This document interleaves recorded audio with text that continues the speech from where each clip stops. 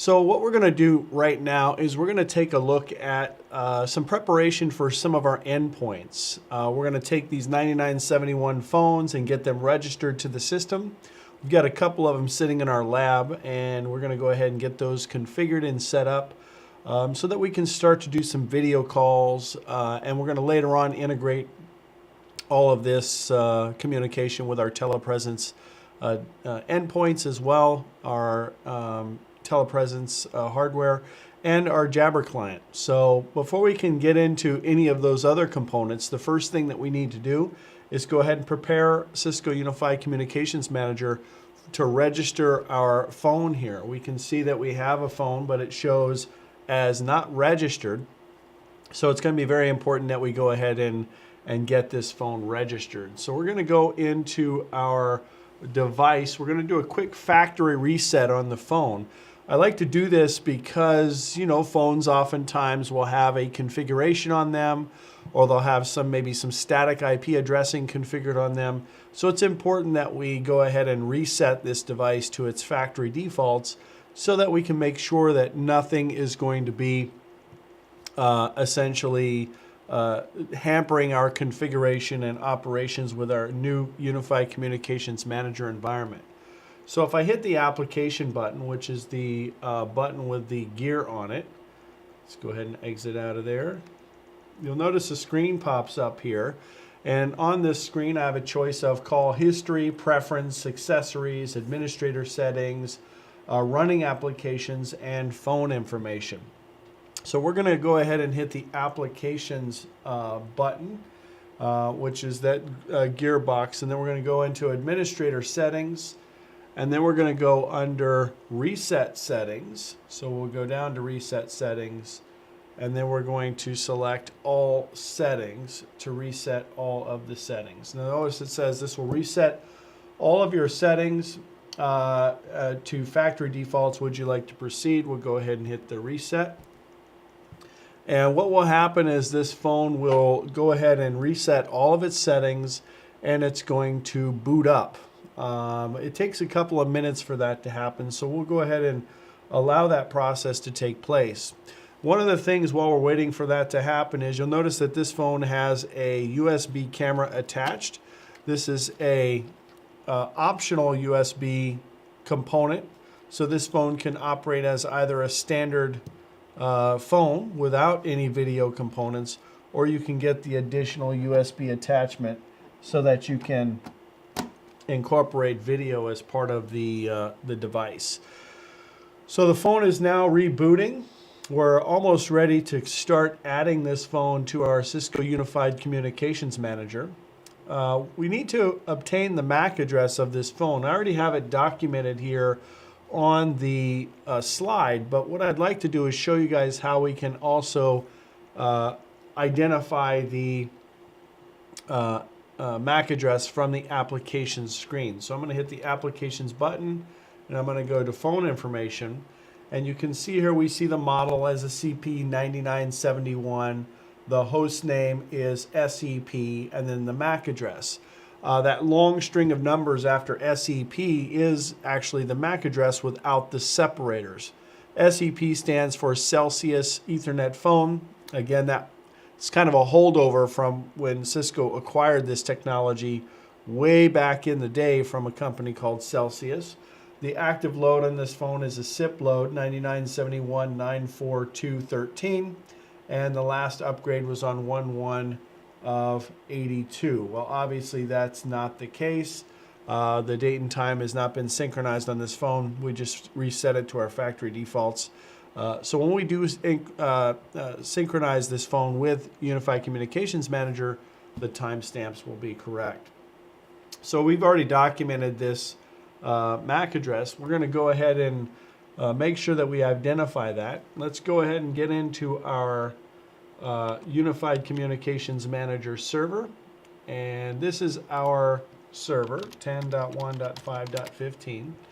We're going to go into Unified Communications Manager. Now, a few things have already been set up here, but I'm going to go back and, as part of this exercise, even though it's not really technically part of the exercise, I want to go back and show you guys some of the components that were already pre-configured to allow this phone to function fundamentally as just a phone in the system. There are obviously a lot of different things and aspects that have to be configured in order for this to work effectively, but there are some very fundamental pieces that have to be established.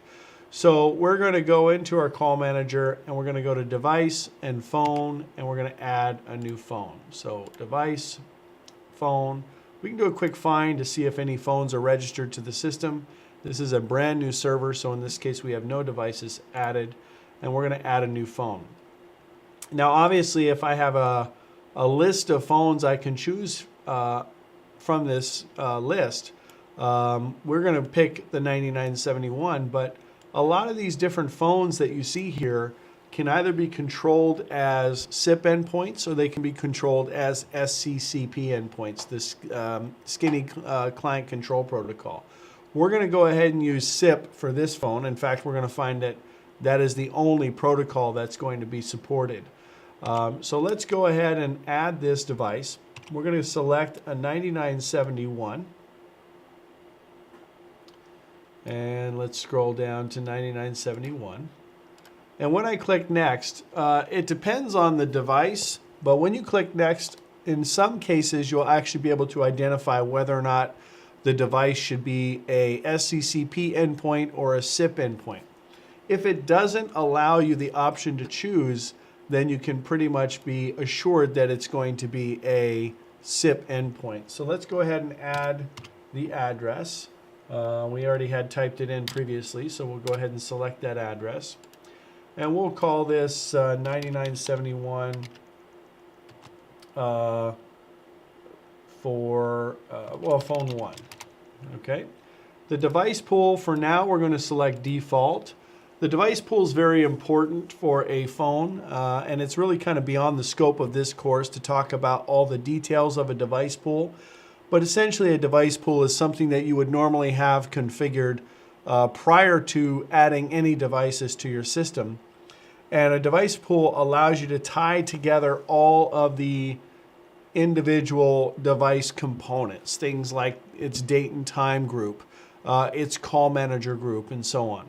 Now in Cisco Call Manager, we have a default device pool that kind of incorporates all of the default settings, which is enough for us to be able to get dial tone to our phones. It's certainly not as a best practice standard, not the way we would normally want to configure a system, but the purpose of this demonstration is to show you guys how to incorporate these phones into Unified Communications Manager, not specifically how to set up all of the details of Unified Communications Manager. Maybe in a few minutes we'll go back and take a look at a device pool, and so I can show you some of the components that are part of that device pool. But for now, we'll go ahead and use the default device pool. We're going to go ahead and set up our phone button template as a standard 9971 SIP phone. Our soft key template is going to be a standard user in this case. The soft keys are the buttons that show up at the bottom of the screen, and then our phone buttons are our feature and phone buttons are the ones that are on the side of the screen. Now our calling search space, we'll go ahead and just pick that as internal for now because we're only going to be placing internal calls as a proof of concept. We'll leave our media resource group list as none. The media resource group list is required for identifying what media resources this phone has available to it. Things like conference bridges, music on hold, MTP resources, and so on. And again, normally in a full production system, we would have all of these media resources pre-configured and established prior to adding any devices to our network. But again, because all of our media resources are kind of standalone media resources, everybody that's registered to the system has access to those media resources. Let's go ahead and select just our sample audio source as our music on hold. Location, we'll leave that as hub none. And the only other thing that we need to do is we need to incorporate or identify what user is going to be tied to this particular phone. This is important because in the case of CTI control, where you want a Jabber client to be able to control the desk phone, there has to be a user associated to that particular desk phone. For now, we'll go ahead and leave it as anonymous, but if I were to select a user, we have a couple of users already set up in the system, but we'll go ahead and identify that a little bit later on. The only other thing that's really necessary to change, well, there are a couple of things that we're going to have to identify in this phone configuration, but we want to make sure that the security profile is set to non-secure SIP. We can run secure SIP in this case where we're using TLS to encrypt the registration and media exchange, but for our particular case, we're going to go ahead and go with a non-secure SIP profile. Now, we've already done the device pool as default, description 9971. In this case, we added the phone 1. Calling search space, we picked internal. The owner is anonymous presently. And we've set up our standard non-secure SIP profile. Let's go also and establish what kind of SIP communications we're going to be using. That's going to be our standard SIP profile, which is going to be under here. You'll notice that there are several different SIP options that we have. SIP profile for VCS, SIP profile for telepresence, telepresence endpoints, mobile device. We're going to go ahead and use a standard SIP profile for this phone. And in most cases, that's going to be just fine. We've seen in our discussions throughout the lecture that we have VCS integration, we have telepresence endpoint integrations, and in some of the other lab exercises, we're going to see some of those integrations as part of the process. But for now, we're going to go ahead and leave this as a standard SIP phone. And in most cases, a desk phone would always be that configuration.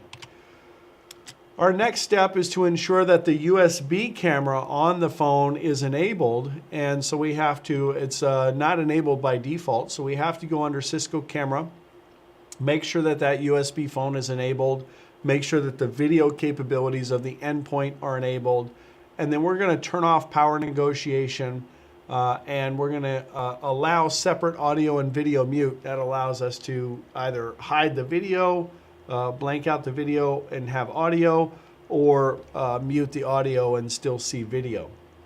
Now, a lot of times when we want to set up these settings, these things are kind of hidden all throughout the different menu configuration options that you see here, and you can see there are quite a few. So oftentimes if you know that there's a particular setting that you're trying to establish, it's probably just better to do a Control F and just define that particular option under the screen.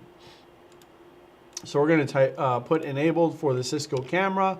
For video capabilities, we're going to go ahead and make sure that that is enabled as well. And then for power negotiation, we're going to make sure that that is disabled. And then for audio and video mute, we're going to go ahead and enable that feature. That's not really required for this endpoint to operate successfully, but it's a pretty standard practice when you have a video phone or video capabilities integrated into a phone to give you the ability to control both the audio and the video separately. We'll go ahead and save this device. Now, what should happen as part of this process is the device should actually register to Cisco Unified Communications Manager. Once it registers, then we can start applying different settings to the device.